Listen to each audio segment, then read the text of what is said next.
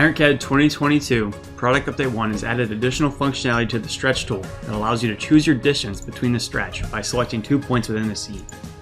Simply go to the Stretch Assembly tool, create your plane, and then use the button Get Distance from Scene. Select the 2 points within your scene you want to take the value in distance from. You can also type into the distance stretch box for additional functionality.